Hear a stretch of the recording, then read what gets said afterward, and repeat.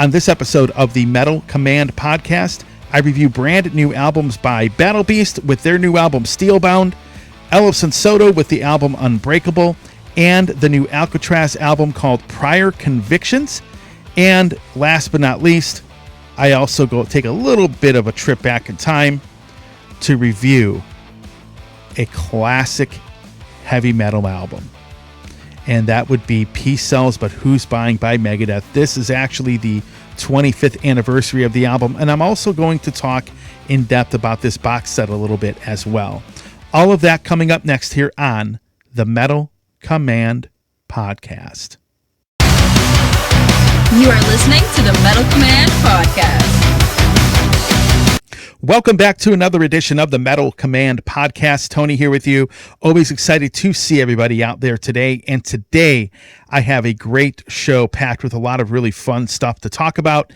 If you, of course, want to support the program, I would love for you to do so. Please, by all means, hit that subscribe button, hit that little bell to be notified anytime I do post any kind of content. And if you follow this show on any other form of social media, by all means, please hit the like and the follow there, whether it's Facebook, Instagram, or whatnot. So anyway, here's the agenda for this show today.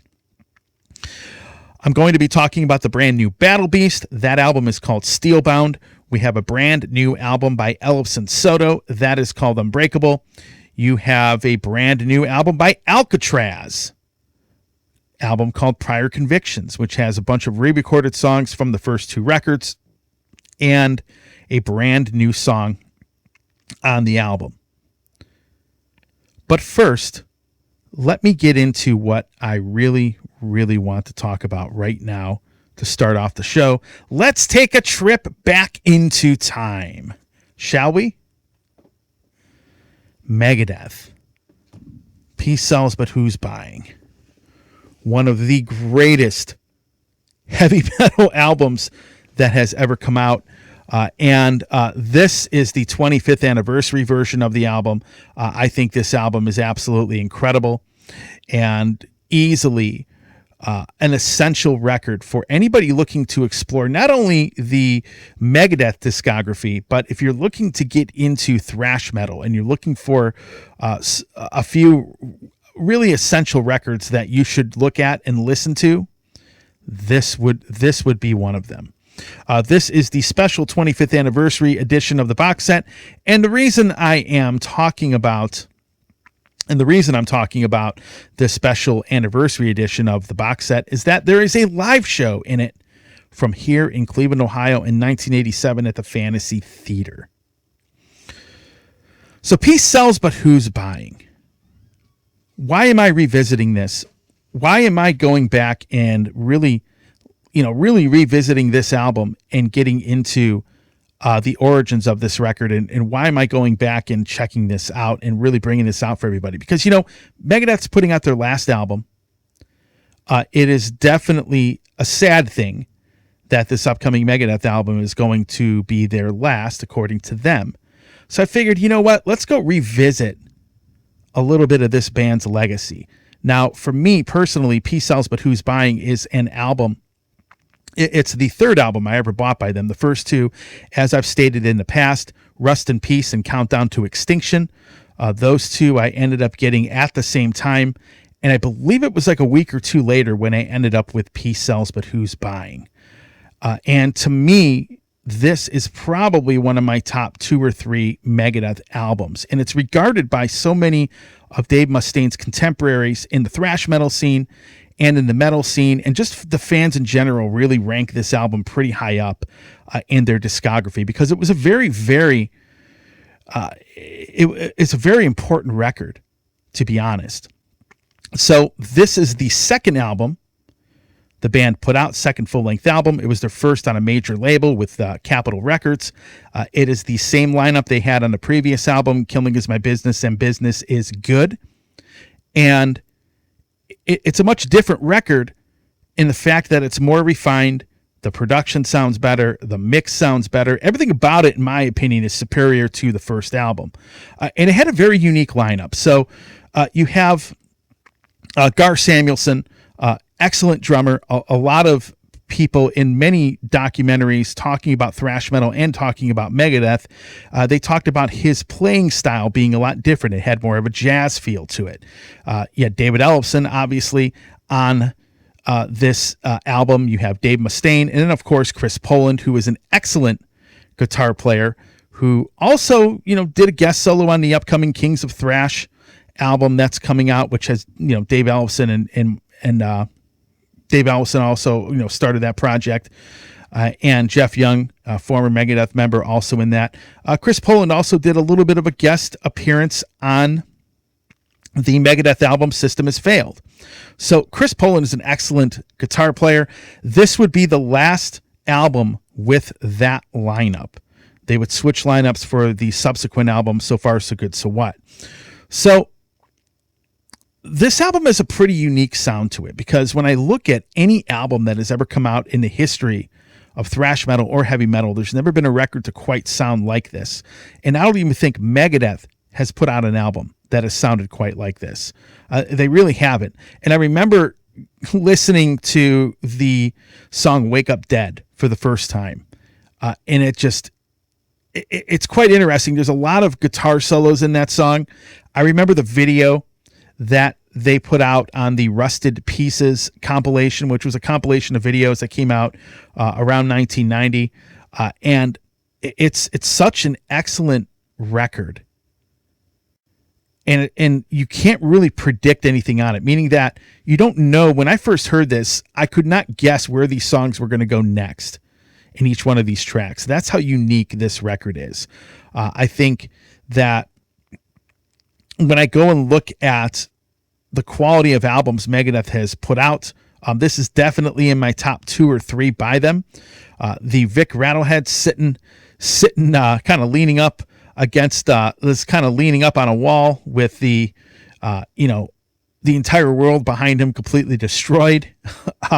You see all this rubble. You see a whole bunch of flags in the background from different countries.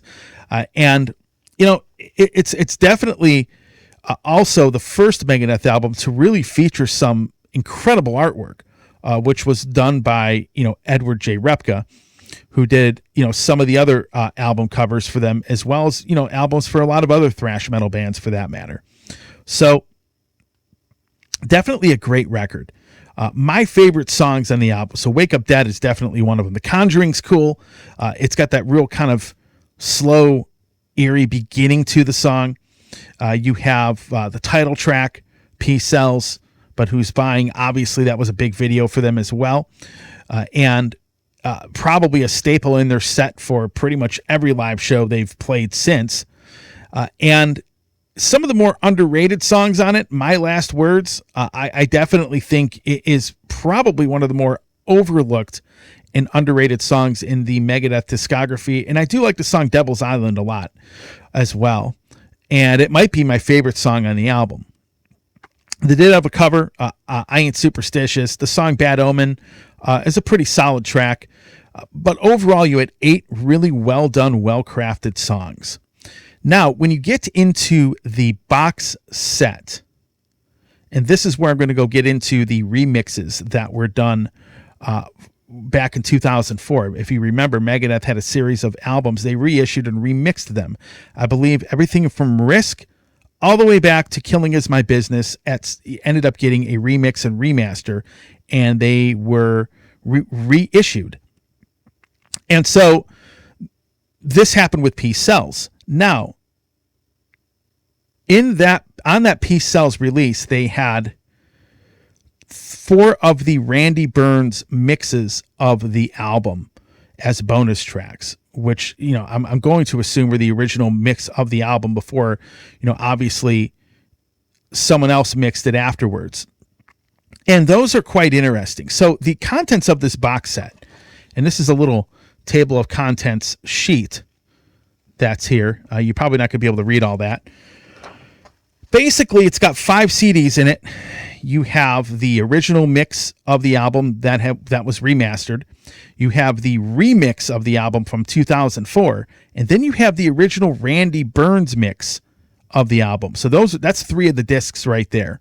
The 4th disc, you have the show from here in Cleveland, Ohio on the Peace Sells tour back in 1987, which was recorded at the Fantasy Theater, which is a place I actually played as a musician. And you have another disc of high resolution wave files of everything that's in the box set, which is really cool if you're really a huge audiophile and you have to have that. For me, not something I'm into, but the disc is there. They also have the album on vinyl. You have an LP, vinyl copy of the Peace Sells album, and of course a double vinyl of the show at the Fantasy Theater. There are some cool stuff like some old show flyers that were reprinted, an original press photo from when that album, when Peace Sells came out. And there's a lot of really cool stuff like that in the box set itself. However, what I want to focus on is the live show and the 3 mixes of the album. So back in 2004, when Dave Mustaine decided to get a lot of these albums remixed, there were very mixed reactions. The opinions were all over the place on them. Some people liked some of the remixes better. A lot of fans, there was some backlash over, albums like Rust in Peace getting remixed. They didn't care for that. You had people complaining about the remix of Peace Sells. So Far, So Good, So What. For me personally, I liked the 2 remixes I liked a lot were Cryptic Writings. The albums from the 90s, I actually like the remixes a little better than the originals. The Countdown to Extinction, Euthanasia, and Cryptic Writings more specifically, I really like the remixes of those records quite a bit. The Peace Sells album is kind of unique because you have 3 different mixes. So let's start off first. What is my favorite mix on the album? Folks, I got to go with the original one.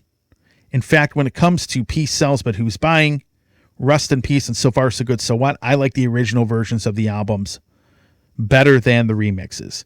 But the remixes of Peace Sells, or the different mixes of Peace Sells, are quite interesting, and I actually like all 3 of them for a different reason. So the Randy Burns mix that is on here, which if you have the original reissue of Peace Sells in 2004, that you have 4 songs on that original reissue. And the Randy Burns mix is a little bit more dry. It's definitely not as polished as the 2 subsequent, the other 2 mixes of the album. But it's quite interesting to hear, the way that he mixed the record. But it has a very dry sort of feel to it. It's definitely not as polished as the other 2. When you get into the Dave Mustaine and Company remix, that came out in 2004. Actually, even though I like the original mix of the album better, I still thought that one sounded pretty good. It has a little bit more low end. Overall, he didn't really butcher, what people would say. He didn't really butcher the album by, changing a whole bunch of stuff on it. I thought it sounded pretty good. It does have some low end in it. But the original mix of the album for me is still the best one. It sounds the most polished. It's definitely still, in my opinion, the best version of the album. Now, for those of you that have not heard the live show is a little bit different. It has more of a bootleg feel to it. It's definitely not as polished as, say, some of the other live albums that Megadeth has definitely put out. It's not a very polished live album to where they had all this high-end equipment that you would hear on some of these other Megadeth live albums that have come out over the years. If you have the box set where they have that show, I think it's from Wembley Arena or Wembley Stadium. I don't remember which one it was, but it came out Rust in Peace tour. That live album sort of has a little bit of that feel, but I would say that this one definitely has a bootleg quality feel to it. But for me, in listening to this, it's interesting to hear how the band sounds. Just listening to how they sound back then with that lineup is incredibly fun to listen to, because you really don't have tons of live recordings with Gar Samuelson and with Chris Poland. And you have a full show from the tour, from this album's tour, from Peace Sells. And it's crazy to hear how that lineup sounds. But man, you got to give Mustaine credit. He's always surrounded himself with a lot of talent, but hearing this early lineup play together is absolutely incredible. And it's one of the things I do like about this box set. And I like about the fact that they have a full show that they were able to take. Megadeth, have they had other live records that sound a lot better? Absolutely. This is more of an old school sort of bootleg feel to it. I've heard bootleg quality recordings that are absolutely god awful. It definitely doesn't sound terrible in that way, but it does have a little bit of that feel to it. And if you can get through that, you can hear exactly how this band sounded back then in a live setting, and it's absolutely incredible. So, just out of curiosity, I want to know what your favorite Megadeth album is. Where do you rank Peace Sells But Who's Buying? What is your favorite song off of Peace Sells But Who's Buying? I would love to hear your take. I would love to hear your thoughts.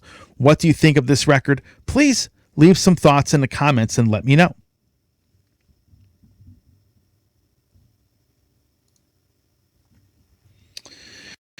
Okay, let's get on to the next topic. The next topic of conversation. And we are going to talk a little bit about Alcatrazz. Alcatrazz, of course, has a brand new singer. They have a brand new album of re-recordings. And this is definitely an interesting band from the standpoint that they have almost two distinctly different eras. You have the old era, and then you have the newer era in the band. So obviously, for those of you that are living under a rock and don't know who Alcatrazz actually is, this is a band that at one point featured Yngwie Malmsteen on the debut. They had a young Steve Vai on the second album. And have, of course, Graham Bonnet was in the band for quite a long time. Graham Bonnet, many of you will remember, Graham was in Rainbow on the Down to Earth album. So this is one of the bands he ended up in. And you had a lot of really great musicians come through here. Now, recently, I had Jimmy Waldo on the show. Jimmy, of course, really, really nice guy. Has some ties to the Cleveland area. A lot of fun to be able to talk to and to interact with. He was a really, really fun guy to talk to. I really enjoyed the interview with him.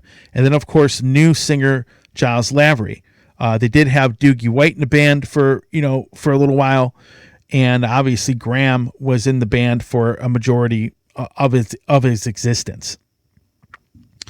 And there was a little bit of a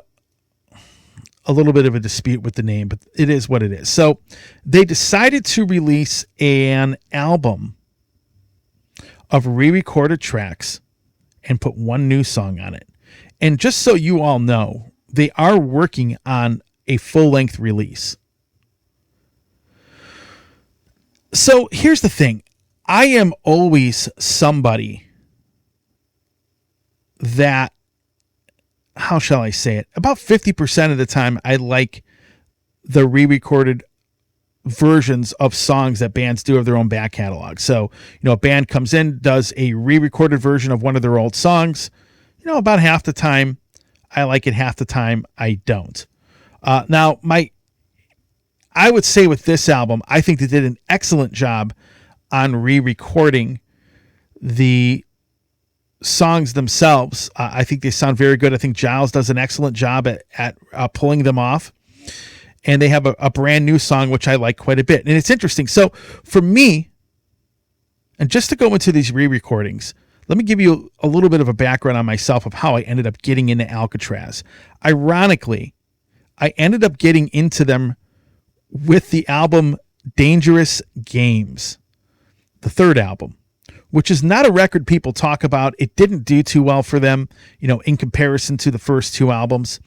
But I discovered that in the record library when I first started doing my radio show 27, almost 28 years ago. I liked the album. I liked Graham's voice. I thought the band sounded really good. I actually never heard the first two albums until about a year after that. I don't remember if they had. I think they had the live album that had come out, but they didn't have like the first two records, if I can recall. But when you look at the first two albums, it clearly, for me, and probably almost everybody else out there, they are clearly better than the third album. But Dangerous Games was the first album I ended up getting into. And I remember, if you watch the interview I did with Jimmy Waldo, he kind of looked at me kind of weird when I told him the third album was the first one I ever heard. He had like a surprised look on his face. So the re-recordings on this album all come from the first two records. And I think Giles does an excellent job. The song I'm going to focus on a little bit more, though, is the new track, because this is a glimpse of what the band is going to sound like on their new studio album. And I think this song, Stand and Wait Your Turn, I think it's a great track. I think it's got a little bit more of a darker edge and a darker feel to it. I think, and this is where I talk about two different eras of the band. You know, that early era was very, very different than the newer era. And again, it's hard for me to really say which era of the band I like the best. Do I like the old stuff better? I kind of lean a little bit more towards liking the newer stuff. But the old album still had some great songs on them. I think they decided to breathe some brand new life into them. I think, because again, those old records, the production's a little bit dated, but they're very good. The songs themselves are good, but they really wanted to breathe new life into them. And then, of course, you can hear Giles Lavery, their brand new singer, who I think does an excellent job singing on these songs. Now, interestingly enough, Giles came on the show and we talked about this. First of all, we talked about the reactions to him re-recording the songs, which the reactions have actually been very positive. And he talks about that in this clip, but he also talks about the rationale as to why they decided to do an album of re-recordings as opposed to maybe releasing a live album with him singing. Check out this interview clip. We didn't re-record these to replace the original versions. It's basically in lieu of a live record. Everyone kept going, well, not everyone, but a lot of people were saying to me on the last American tour, do a live record with this band now. This version of the band's really like happening. Mm-hmm. And we started thinking about a live record, but then you listen back to the live tracks and, recording a live album, you've got drums bleeding into the guitar mics and guitars bleeding into the drum mics, and the tracks, they need so much work. Like every live album, anyone who says they don't overdub a live album is lying to you. Because the ones that don't, the live albums, that's why they sound like bootlegs.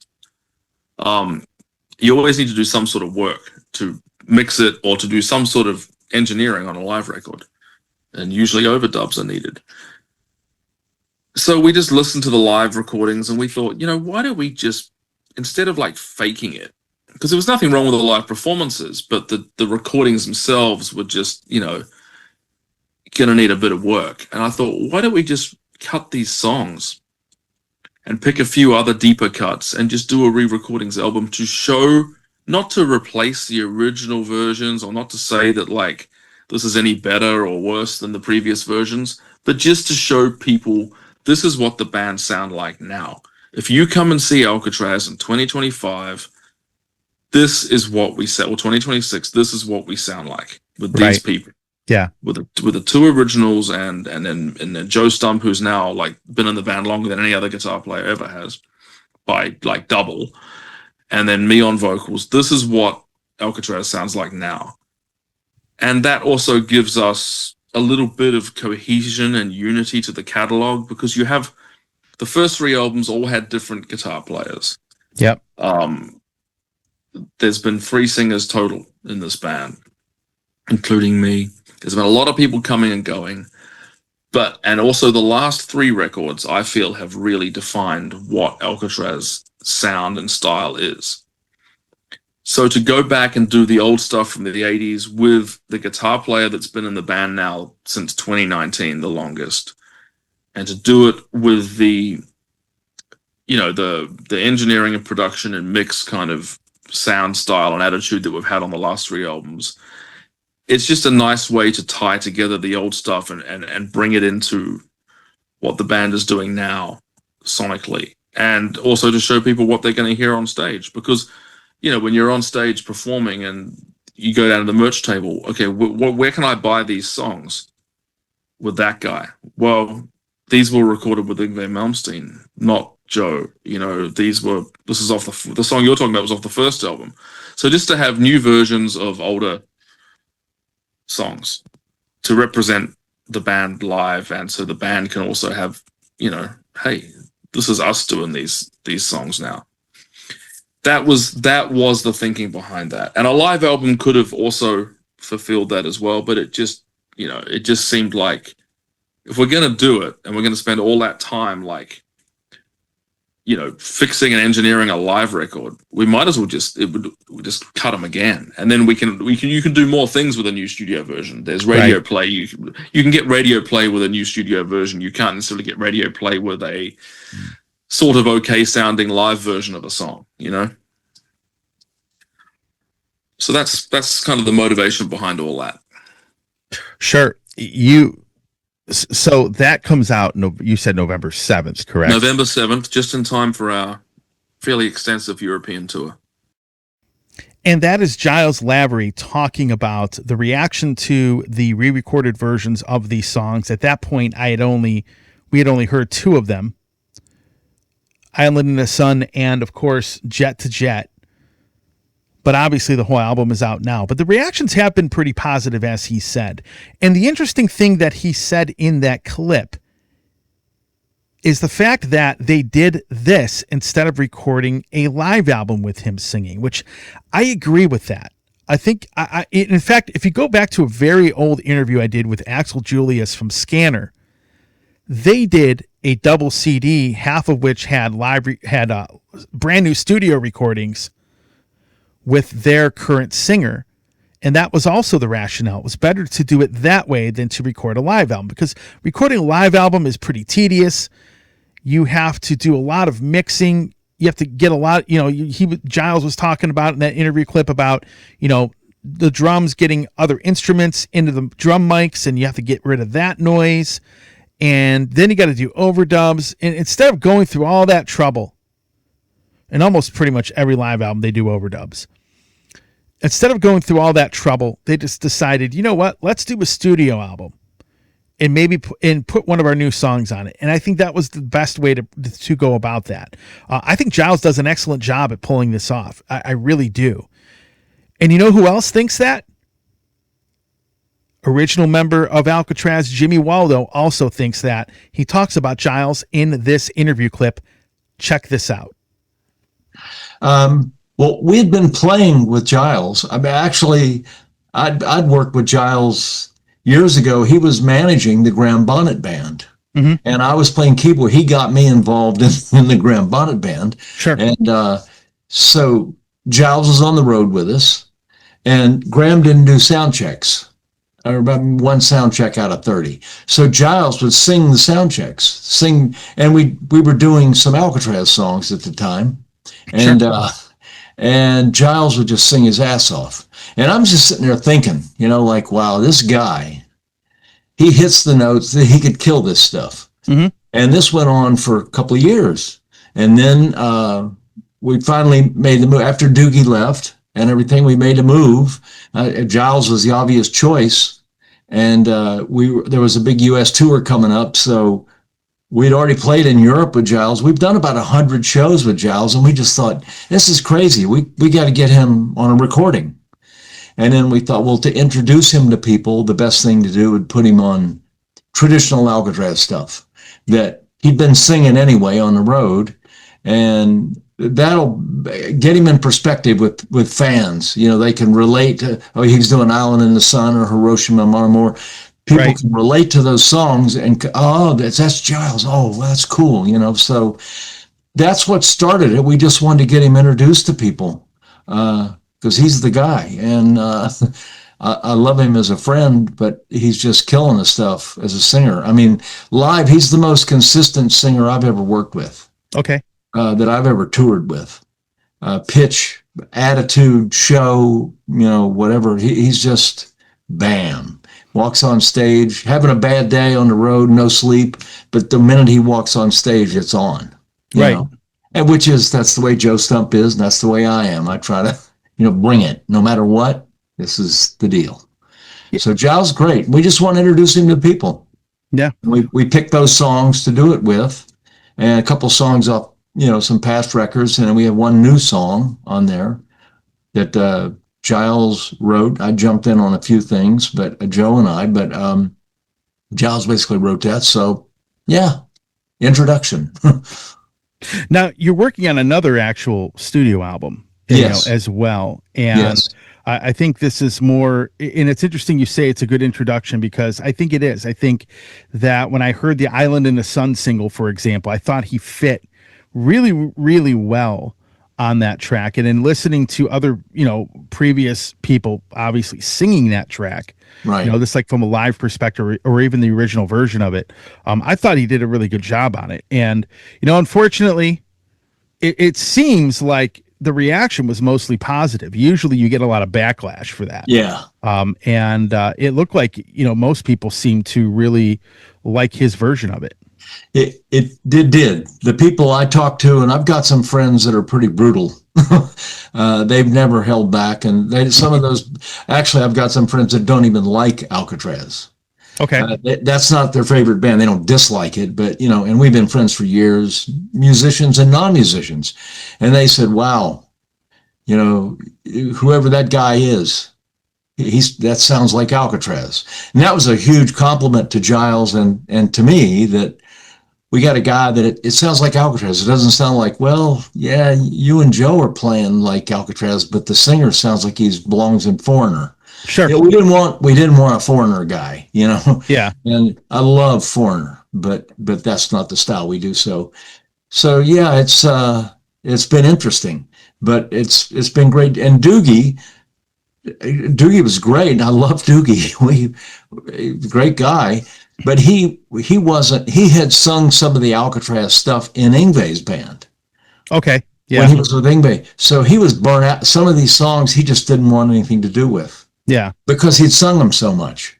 Yeah. So Doogie, he was like fighting it. He didn't, whereas Giles grew up on this stuff. So Giles couldn't wait. Giles would sing everything. We'd be doing the whole record if it made sense, but that doesn't make sense. So, right. But yeah, and that, for me, that's what I wanted. I want somebody that's going to jump in there. There's no money. It's not like we're paying somebody a lot of money. So I wanted somebody that was going to have their heart into it. And the personality thing, and that's so important. And people, I know guys in bands are always looking for the hottest musicians in town or in the world. And they think, oh, we get those guys and this guy and that, the super group thing. Oh man, then that's going to do it. And that's not where it's at, because the fans, yourself, whatever, you're not listening to, you don't really care who's in the band. You appreciate the playing maybe, but to you, I'm sure it's more important, the songs and the vocals. Yeah. That to me is the most important thing when I hear a new band. And so I said, oh, you got to check these guys out. The first thing I just gravitate towards, okay, what's the singer like? And the songs. And it doesn't matter how heavy it is. It could be death metal, but if it's got a thing, and it's got, there are good songs in that genre, then I'm in, but Giles really brings it. I mean, he's part of this. It's like he's been there all along, put it that way. Yeah.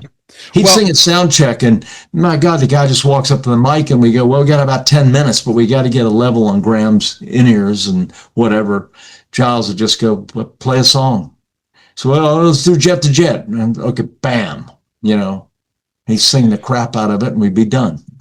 Yeah, I think it's more important. I think too many times with many bands out there, and I've been, doing this show for the better part of 27 years, is that when you have musicians, when you're looking to pick people in, bring them into the band, I don't think it's as much of a problem now. But, let's say 15, 20 years ago, they would look to bring, some of the more well-known names out there instead of bringing the right people in there. That's right. That's And right. and what it would do is you'd bring this in, you get these really high expectations, the chemistry isn't there, and then you put this record out in it and it bombs Yeah. essentially. And I think that I think most people now, especially more veteran bands, have learned from that and Yes. have, instead of going after a brand name, they pick, okay, who's the best fit? Who's the best Yes. fit from a personality perspective? Who's That's the best it. fit musically? And I think now you are seeing a lot of these more unknown musicians in some of these bands that have been around 30, 40 years, and it's Yes. made a huge difference. And that's why, because when they met the big band, and the famous band met them, it was like, this guy's cool. He delivers the goods. Yeah. He can sing or play this stuff like we want it, like we want it to feel a certain way. Yep. And he does it. So, and he's a great guy. And he's got no past of, he's been to rehab 5 times and all that stuff, and I was done. I really wanted somebody that we could get along with, because Joe Stump and I get along so good. And he's such a cool guy, such a pro. And he's been in the great. band the longest out of any guitar player. Yes. Yeah. And he'll always be here, because I love working with Joe, and I love what he does as a musician, but as a person, we get along great. And that's so important to me. Oh my Sure. God. So Giles is that way. Giles and I are friends. We were friends the first time we met in the Graham Bonnet band. Giles called me I didn't know him, and he says, hey, I'm managing Graham Bonnet, and I know you haven't talked to Graham in a long time, and would you be into playing on his record? And I said, well, sure. I didn't ask about money. I was just like, hey, this will be cool. I get back together with Graham, playing. And we did, and that just sort of morphed into, okay, now I'm going to tour with him, and Giles was the manager. Sure. So it was a very natural progression to getting to be friends. And it's kind of cool because we got to be friends. He wasn't in the band. We weren't in a band together. Yeah. I saw him at his worst, where he's under fire. And I saw him go through all that, how he handles personalities and all that stuff. Yeah. So I had an unusual, I don't know what you would call it, but most guys, when you get a guy in the band, you don't get to see that part of them. You meet somebody and maybe you know them for a few months, and then you like them and they play their ass off or sing their ass off, and you go, okay, great, that's the guy. And Giles, I got to know really well. We hung out, and it was good. So the next record, the album that you're writing, the next album that's coming out, how has that progressed? Now that you have a pretty solid lineup right now. It's progressed really pretty quickly. If we weren't touring and doing stuff, it would be almost done, but we've been busy, and Giles and I do the Warlord thing. So we've done some tours, and that's kind of gotten in the way of the Alcatrazz stuff, but Sure. But it's progressing great. I'm going to Boston on Thursday or Friday to work with Joe, but we got too many songs already. Yeah, we're going to pick from. So we're in good shape for having songs. We're really happy with them, and then we're going to put those together. Then Giles is coming to my house in Chicago on the 28th for 5 days, and then we're going to work on stuff that we got from Joe and stuff that he and I have been writing. We're going to finish it off. He's going to do some vocals here. And then we go to Sweden to tour a week later. So we're on a roll kind of thing. And then in Sweden, we'll be rehearsing for 2 days. So we're probably going to cut some guitars at rehearsals. Joe on some stuff, on a few things. So we're always just chewing away at it, Yeah. Now, with all of this really good stuff that Jimmy Waldo says about Giles Lavery, you know what that means, folks? That means Giles will probably be in this band for quite some time. And I look forward to that. I like the new song. That interview is in the show notes. And we do talk about, into that interview, what the next album sounds like compared to maybe the last couple of albums the band has put out, how that next studio album is starting to shape up. Obviously, there's a tour and other things that have come up.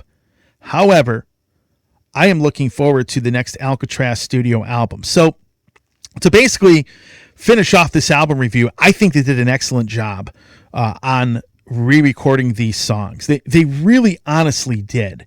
I went back and I listened to the first two Alcatrazz albums, and then I go and listen to these new versions. And I think they're every bit as good as the old ones. And it's very, very rare that I would say anything like that. They have breathed some new life into these tracks, and I think the band does an excellent job, and I think Giles Labrie does an excellent job singing them. Definitely A+ for effort, and they definitely did a great job on this album of re-recording. So definitely a huge thumbs up for me, folks. I really dig it. I've been listening to Prior Convictions now for the last 2-3 weeks now in its entirety, and it's very, very well done, and the band did an excellent job. So with that said, we'll go into the break here. When I come back, I'm going to be talking about the brand new Battle Beast album called Steelbound and Ellefson-Soto with their new album, Unbreakable. I'll be back after this.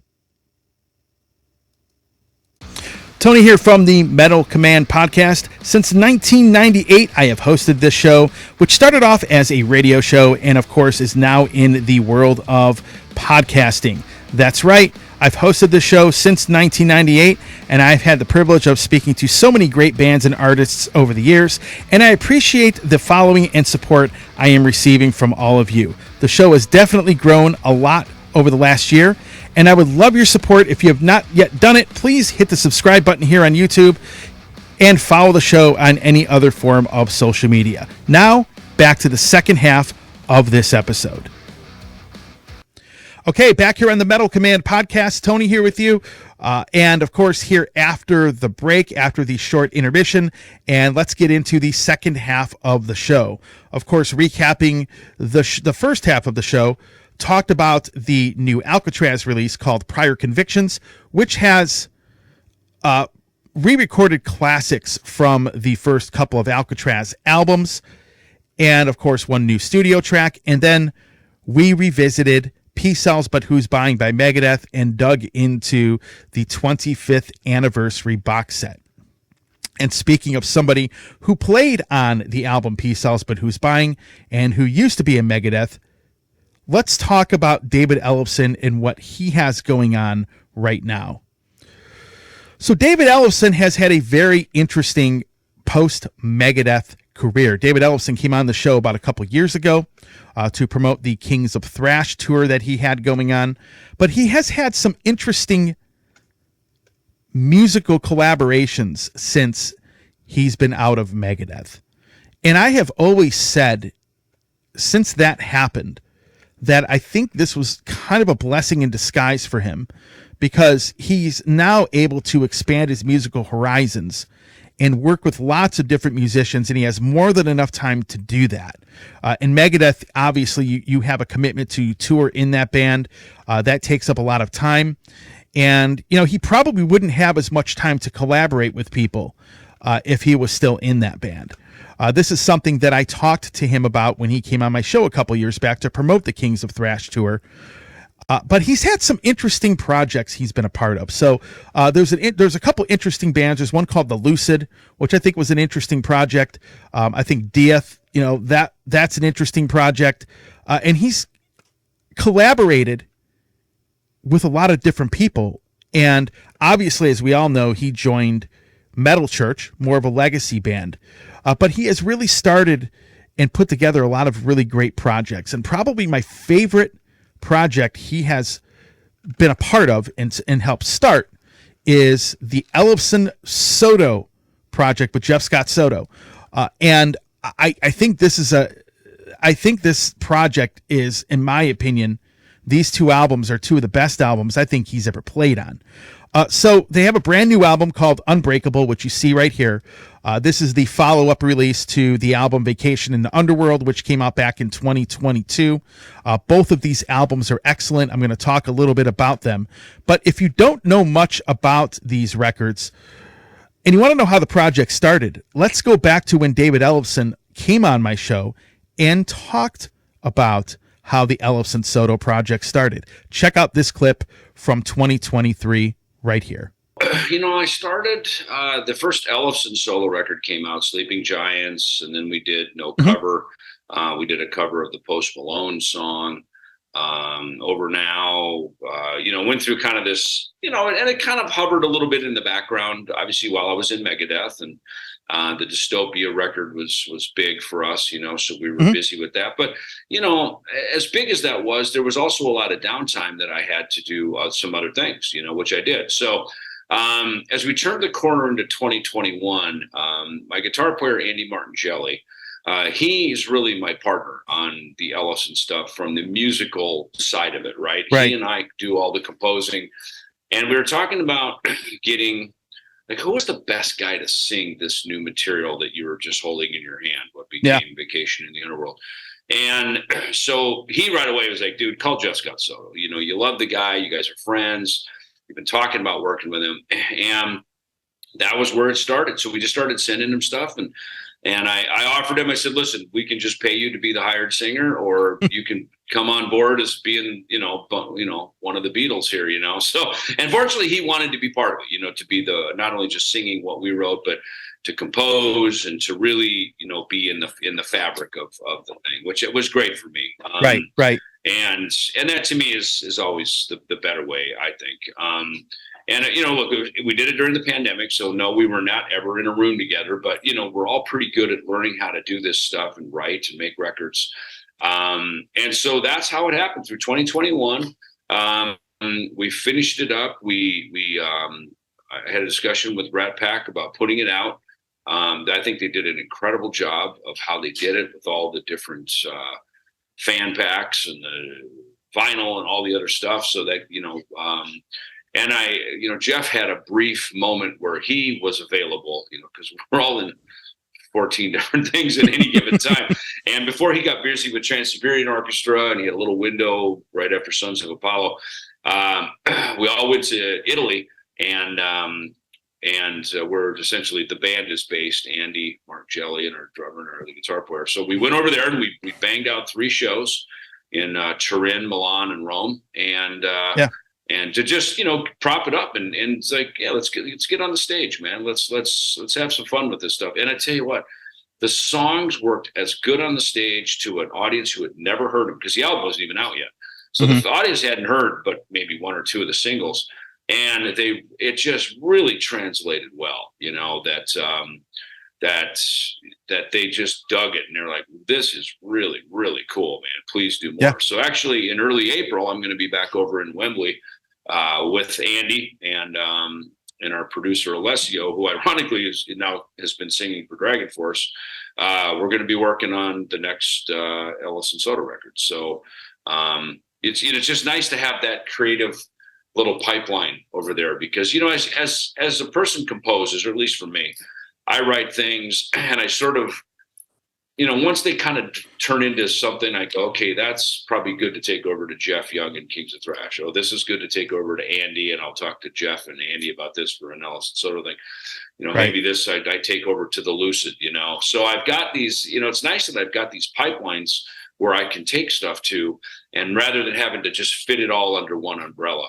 I think knowing from experience, in the late 90s when Megadeth was really, we're transitioning through all these different genres that were threatening to heavy metal at one point, but also a lot of different musicality in the band. When you try to put everything under one brand, under one band name, and sometimes it can really dilute and change the brand. So I'm actually really happy that at this point in my life, I've got these other pillars and pipelines I can take my music to, because I think then I can focus things and really make those things be true to themselves. I don't make Jeff sing death metal. I do that with Dieth. I don't, we don't make Vinny from Sponge try to be a power metal guy like Jeff Scott Soto. He's fucking Vinny from Sponge. We let him do what he does, so it's really fun to have this really wide net of all these different artists and musicians that I get to work with and make all these fun records with them. Okay, that's David Ellefson talking about how the whole Ellefson-Soto thing came together. So let's talk about these records. Both of these albums, they're kind of a mix of power metal and hard rock. They're interesting albums because this one, in my opinion, is a little bit different. The music's a little darker. If you haven't heard these records, I'm going to put a couple tracks in the show notes for you to check them out. But what's great about this project is that the songs are catchy, they're heavy, and I think this has a little bit of a darker theme to it when it comes to the lyrics and the music itself. You have a couple guest appearances. Tim Ripper Owens sings on a song called Vengeance. And then you have Laura Goulamond on a song called Poison Tears.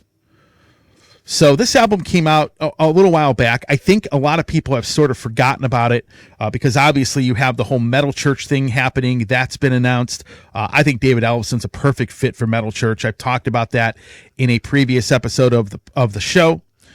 But let's talk a little bit about this. So I love Jeff Scott Soto's vocals. I've listened to so many projects and bands and things he's been a part of, since since the first couple Yngwie Malmsteen albums that he sang on.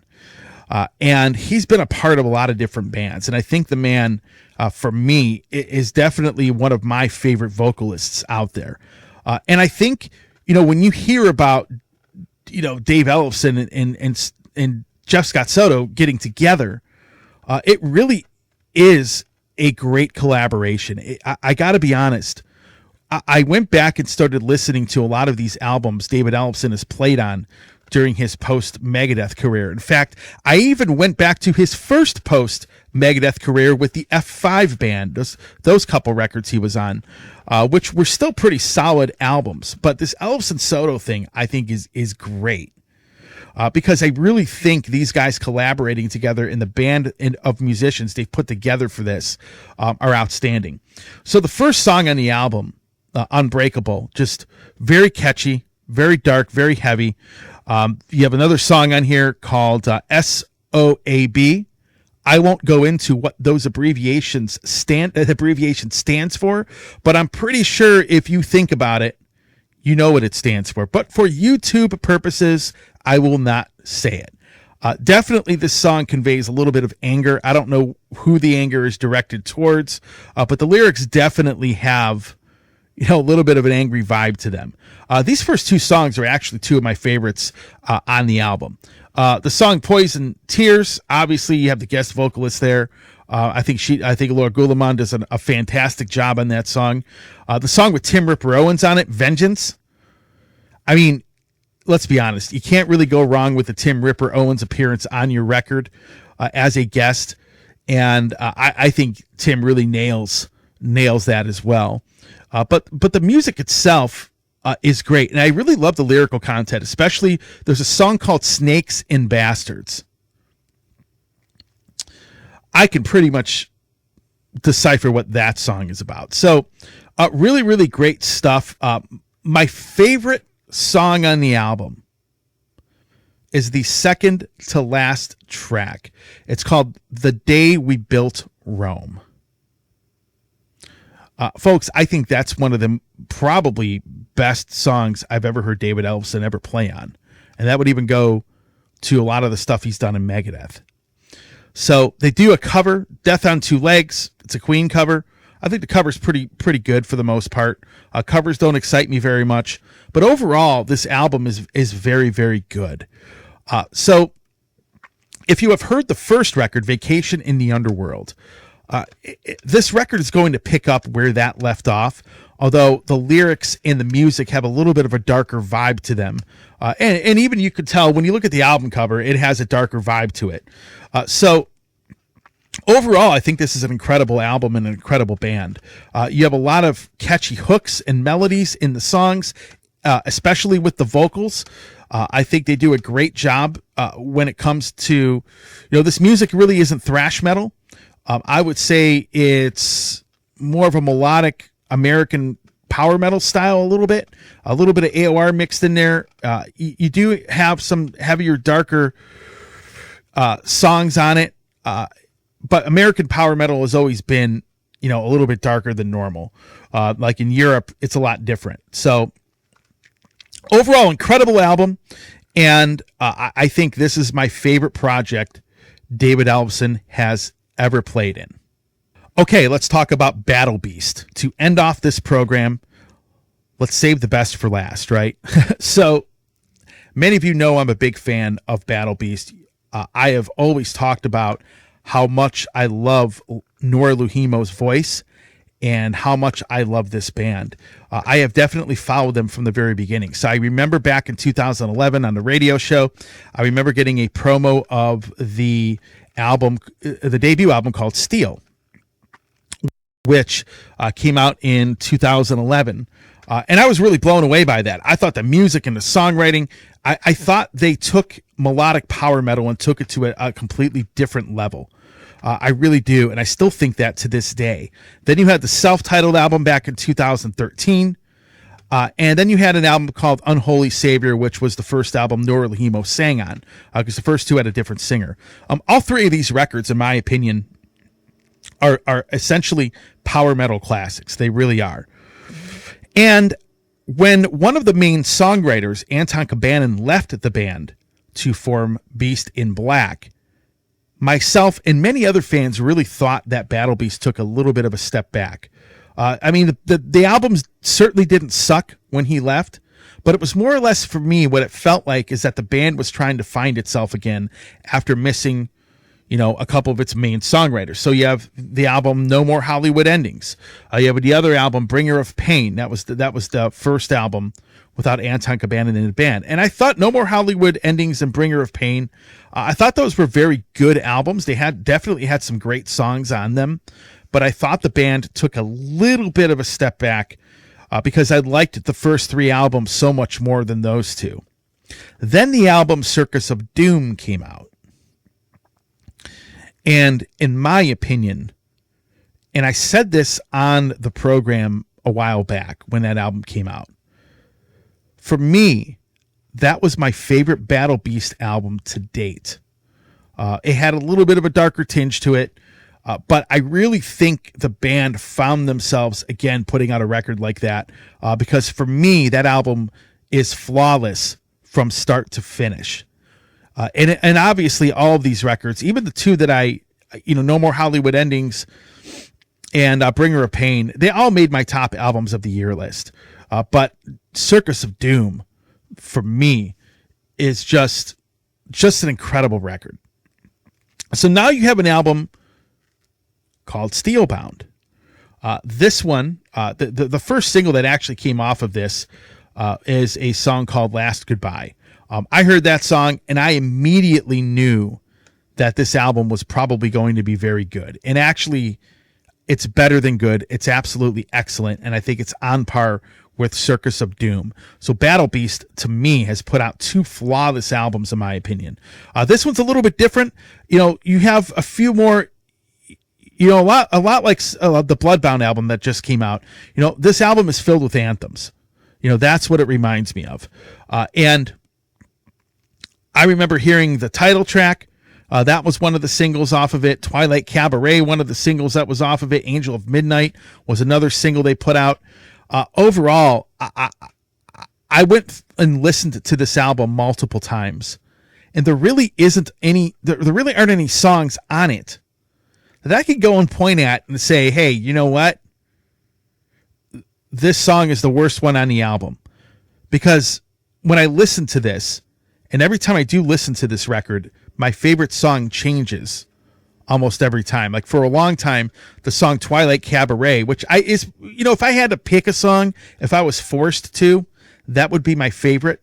But I think the material they wrote for this is some of the strongest material they've ever done. Again, Circus of Doom was a little bit of a different album.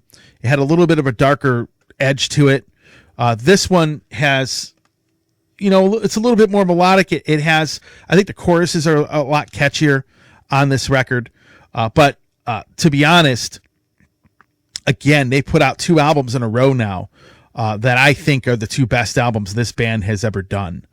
So I definitely love this record. If I had to pick highlights to check out, the song Here We Are, very, very, very, very good track. Here We Are. I like the song Twilight Cabaret. Last Goodbye is great. Riders of the Storm, and the last song, Watch the Sky Fall. So these are, in my opinion, my favorite. If I had to pick some favorite songs on this record, those would be it. But they have some great anthems on here. And Battle Beast, it's such a different band. You know, when that first album came out, for example, I was really not in love with power metal anymore. And they are one of the few bands that have come out that people call power metal from Europe, for that matter, that I really do dig quite a bit. So where would I rank it? Well, I would probably have it ranked between 1 and 2, because it's really, really hard for me to pick between this and Circus of Doom. It kind of changes because one of the things that I do is I go back and I listen to a lot of previous material before I, talk about a record, because I want to compare it and rank it in their discography. And I had a hard time picking this over Circus of Doom and vice versa. It's still going back and forth in my head which one I like better. But I would say this band has definitely put out an album that's among their best, at least a top 2, maybe top 3. If you liked the last record, you're going to love this. If you really like the band in general, and it's a band that you've been listening to even from the beginning, I think it's an excellent record.